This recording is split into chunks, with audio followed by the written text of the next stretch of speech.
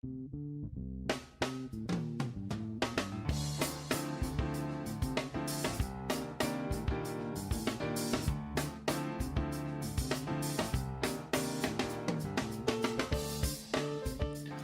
to America's Commercial Real Estate Show, your source for market intel, forecasts, and strategies. Hello, I'm Michael Bull, and yes, we are having fun. Thank you for joining us today. Well, this show is brought to you by C5 Summit, the global summit. It's going to be here in Atlanta, where we're headquartered, September 28th through the 30th. There's deal making, there's transactions going on, there are networking. You really want to check it out. I'll give you the website so you can find out more on your own. It's C5Summit.real estate. In fact, I'll be speaking there at the global summit. I'll be speaking on creative methods to sell commercial properties. Might be a good topic for where we are right now today, right? Well, let's talk about where we are today. Today, we're going to talk about the economy and commercial real estate, kind of what's going on, right? There's been another increase in interest rates by the Fed. There's all been all this talk about, potential recession, hard landing, soft landing. We saw transaction volume really drop down to maybe 50% roughly levels of from the robust year of 2021. But as brokers on the front line, we're starting to see a bit pickup of folks realizing, hey, we're back to more historic interest rates. And there's new valuation, right, in the marketplace.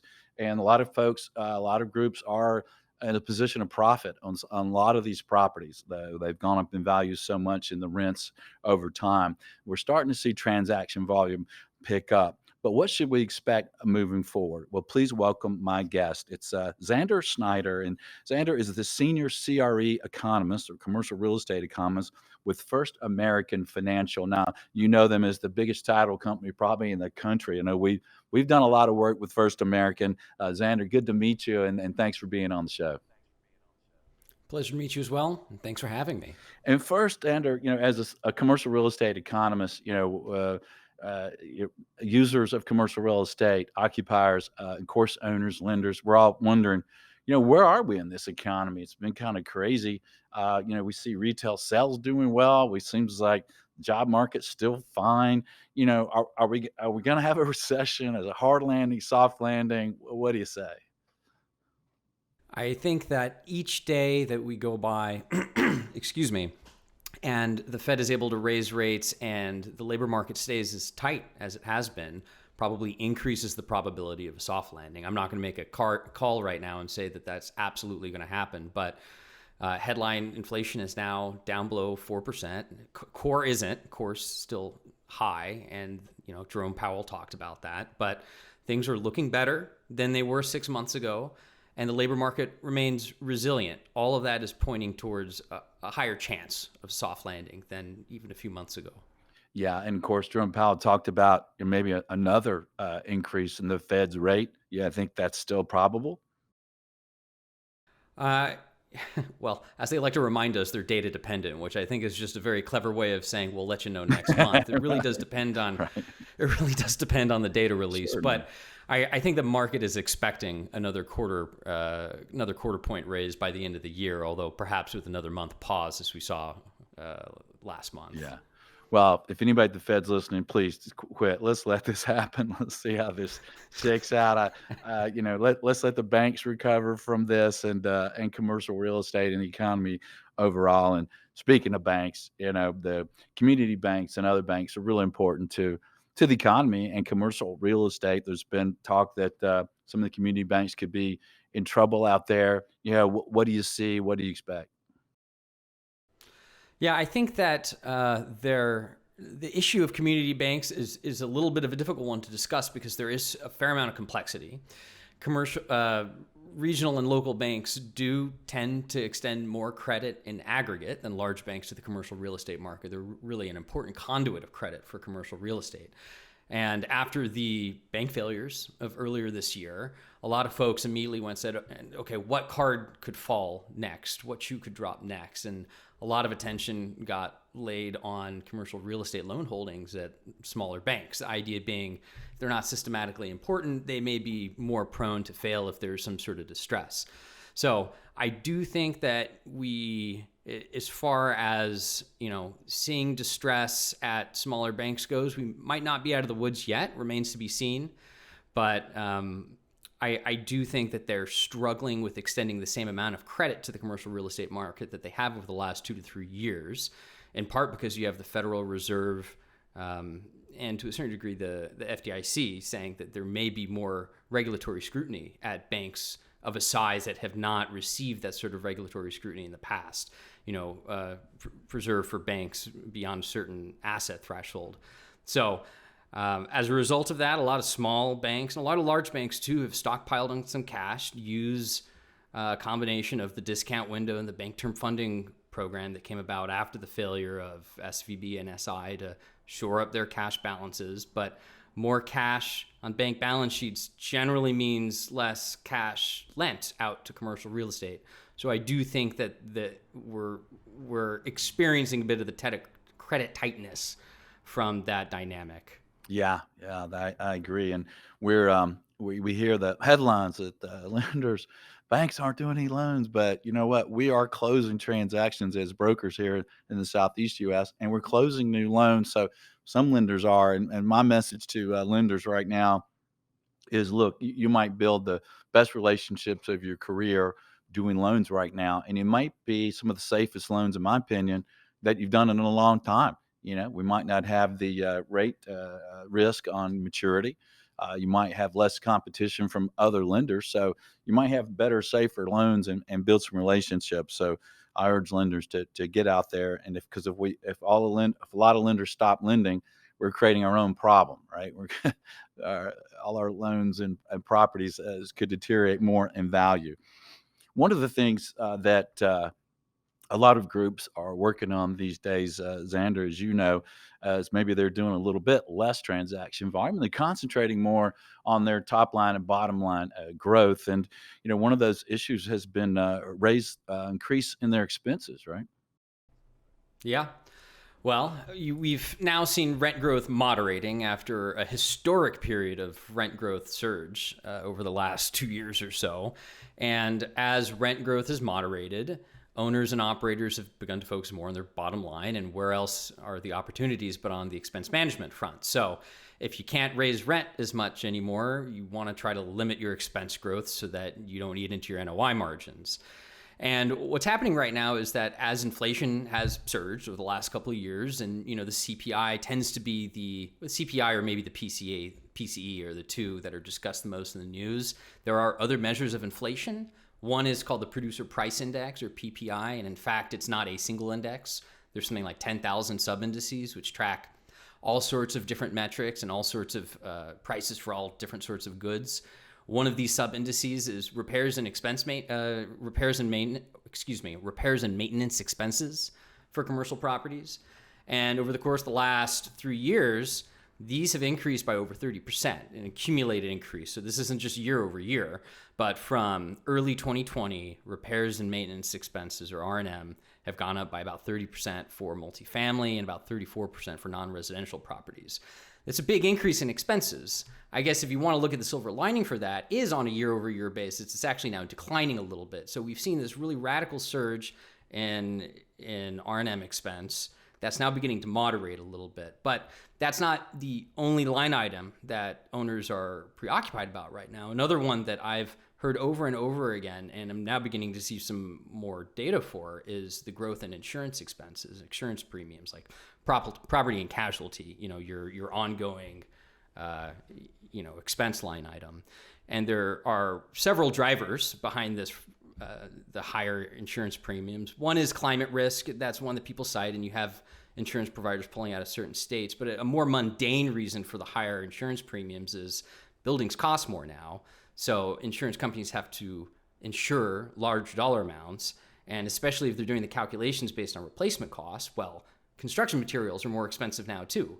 They've gone up along in line with some of those R&M expenses, over 30% over the last 3 years. So all of these are pressuring NOI margins right now. And I think increasingly with fewer opportunities on top line growth, you're going to see more focus on this from property managers and operators alike. Yeah. And I guess there's really no relief in sight really for these insurance premium increases, right? If construction costs are up, climate change is happening. Do you see any reduction in these costs moving forward in any shape, form, or fashion? I think the silver lining here is they're stabilizing. A lot of the trends that I just discussed with the R&M expenses are mirrored in input to construction inflation because they're often very similar goods. So you've seen a 30 to 35-ish% increase in inputs to construction, so material costs. But over the last year, they've begun declining. So you've actually had 4 or 5 months of annual declines in material costs for building properties, for commercial properties. So I think that prices are much higher, but they're stabilizing a little bit, and that would be the good news. Yeah, that's good. And I'm hearing less challenges with uh, the items we need, the steel and the wood and the all the parts. Now we're still hearing some of that, but it's a little less of it, right? I guess with China and other countries maybe getting back to work, there could be some relief there. Yeah, I think a lot of the inflation that we've incurred over the last several years has been a combination of we've kind of gotten it from both ends. We've gotten the supply chain constraints, which have shocked inflation on the supply side, but then we also had demand surges, so we had a shock to inflation on the demand side. And it certainly seems like some of the supply chain constraints are beginning to work out, but to your point, they're not totally worked out. And maybe a post-pandemic world, trade looks a little bit different. It's a little early to say, but it does seem like some of the real stresses that we experienced over the last 3 years are beginning to subside on the inflation front a little bit. Yeah. Well, it looks like you're part of the challenge there with the demand. Look at all the guitars. You, you gotta love an economist that plays guitar. That's bass or lead or what do you have there? All of them. I got a couple of 6 strings, a 7 string, an 8 string, and a bass. I'm a one-man band. There you go. I love it. Well, a lot of folks look at changes in the market as times for potential opportunity. If you're thinking for lenders or developers or investors or occupiers, where might there be some opportunities right now? I think it depends on where you sit. I think certainly one big opportunity is if you're a sponsor that's been waiting for, sitting on the sidelines with cash, maybe getting your 4 to 5% on treasury bonds, waiting for the right deal to come by. You have a lot of power now because you have a really strong, there's that phrase called a BATNA, best alternative to negotiating agreement. And if you ever read now I'm forgetting the name of that book, but if you have a 5% short-term treasury bond, you have a pretty strong BATNA. If you don't like the price of the deal, you can just walk and wait, hopefully for prices to come down a little bit. So I think if you've been cautious with capital deployment, you're going to have some opportunities coming up at good prices. I think more broadly, there are certainly some opportunities on the lending side for private lenders. We talked a little bit about the credit crunch from regional and community banks, and they really have extended a lot of credit to the commercial real estate market over the last 3 years. I mean, even over the last year, I have a paper that was just published today that looked at how much credit smaller banks extended just over the course of the last year. It was close to $300 billion. And there's no single other source of capital that can make up for that degree of lending. But there are other lenders in the market that aren't banks. There are non-bank lenders. And I think that when you have banks pull back and beginning to, focus a little bit more on risk management, making sure that they have all the capital buffers they need to weather any sort of storm that comes up, that lets risk-tolerant investors, lenders, debt investors, step into the fray and perhaps pick up where some of the banks left off. And so you have mortgage REITs that I think are fairly well positioned. You have some private lending groups that are similar to mortgage REITs, but not publicly traded. I think in total, the amount of capital that's available from private lending can't make up for the pullback in community bank lending, and that's essentially what this article that published today talks about. But if you are a private lender, you're sitting a little pretty right now because you can turn away the deals you don't like, and people don't have a lot of great alternatives, which also means that you can charge more, you can charge higher interest rates, and have a more primary position in the capital structure on top of that. So I think that's what's really attractive to a lot of real estate investors right now who've been on the equity side for a long time right now, is they're seeing the prospect for returns that aren't so different from what they're used to experiencing and underwriting on the equity side, but you can get it on the debt slice of the capital structure. So I really think there are some opportunities in lending coming up in the next year to 18 months. Yeah, it's interesting you brought that up because I've had two clients in the last month that are equity buyers, right? They buy properties that are kind of Michael. I want you to loan this money out. I want to be I want to be a debt provider. I want to be in that first position and not have to manage the property. So it's a good point. We're seeing it even on large deals to smaller deals. And then I like your thought there on the opportunities for buyers. I mean, if you look at real estate, it's a long-term hold. So, if you can get in at a little bit lower basis, because you're have less competition from the financed buyers, then maybe you get in better properties and you get into better deals, price per square foot range. And then I guess another opportunity, get your view on this, is really for occupiers, right? Especially in the office market, right? If you're trying to upgrade your office, or and have a place where people want to be, you have a lot more options for lease and a lot better deals, but you also have potentially acquisition opportunities. Yeah, it's not a bad time to be an office tenant right now. You have a good deal of negotiating leverage in any sort of conversation you're going to have over a lease agreement.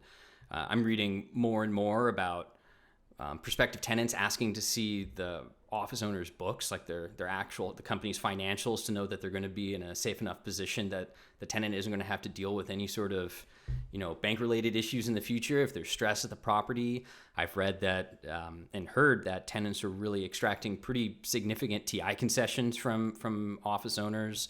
So I certainly think it's not a bad time if you're looking for office space, and not everyone is. We have a near historic level of sublease space on the market right now, and a lot of other office space is clearly going underutilized. If you need the space, you're in a good position right now to get the deal you want. Yeah, that's true. When we do tenant representation, especially for office, we've always looked at the capital stack and the lending, and to see if that's safe for TI dollars and is operations. We've seen big Class A buildings lose power from distressed situations, and it obviously shuts down your company.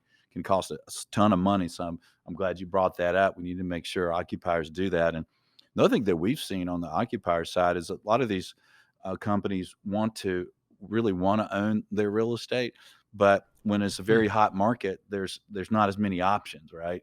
They can't get the right property because the sellers won't sell it. They want to lease it. So we're seeing a lot more opportunities for just choices, right? If you do really want to buy, and of course, if the lenders are going to do a loan for anyone, they really want to do it for owner occupants, right?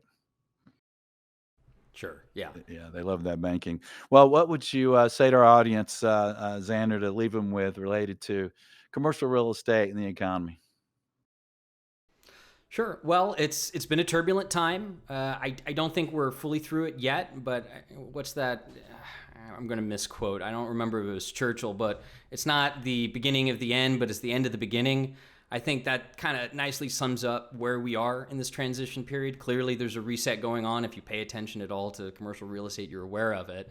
I don't think we're at the very beginning phases of it. Believe that, some of your anecdotal points, we're beginning to see some price discovery, which has been a hot topic for a while. I think that will continue through the end of this year and into next year.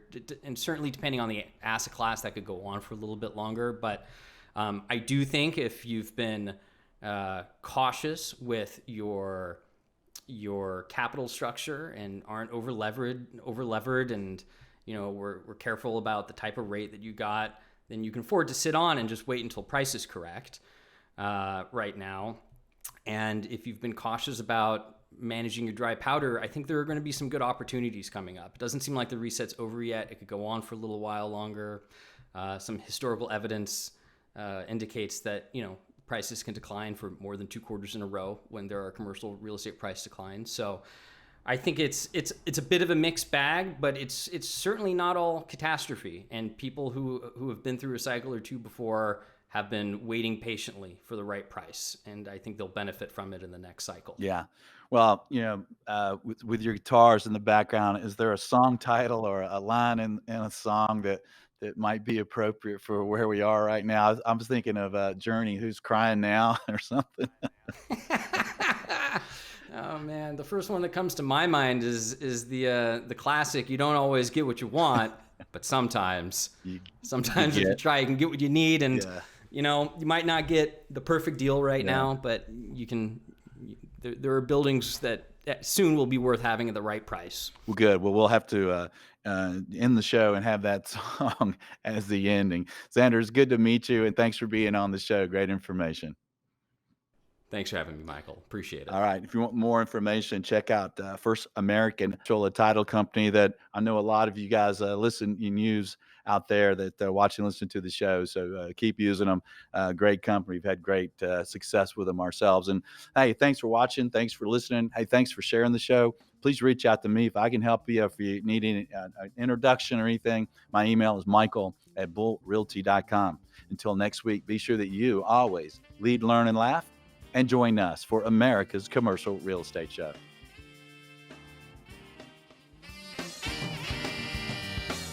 America's Commercial Real Estate Show is brought to you by Bull Realty. For customized asset and occupancy solutions, visit bullrealty.com. Commercial Agent Success Strategies.